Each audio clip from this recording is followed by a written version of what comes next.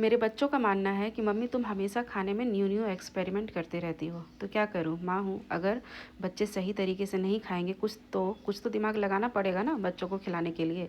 और बच्चे ऐसा इसलिए बोल रहे थे क्योंकि ये जो भरता आपको दिख रहा है ना, आलू मटर टमाटर ये सब डाला हुआ, मैं इसमें थोड़ा गाजर और बीटरूट कद्दूकस करके डाल दी हूँ। और ये बहुत ही एक यमी सा स्टफिंग रेडी हो जाता है और थोड़ा हेल्दी भी हो जाता है। और ये है चावल का आटा जिसमें चिली फ्लेक्स वगैरह डाल के अजवाइन नमक और गर्म पानी से मिलाकर मैंने इसका एक डो तैयार कर लिया है। और इसके बाद वो स्टफिंग भर के इसे स्टीम कर लिया है। और जब ये अच्छे से स्टीम हो जाता है तो इसे करी पत्ता और सरसों से फ्राई कर दिया है। और जब फिर मैं बच्चों को ये वाला ब्रेकफास्ट दी खाने के लिए, तो मेरी बेटी ने कहा मम्मी सच में बहुत अच्छा लग रहा है खाने में। हमको लगा कि अच्छा नहीं लगेगा, लेकिन सच में बहुत टेस्टी था वो आलू का स्टफिंग वाला नाश्ता।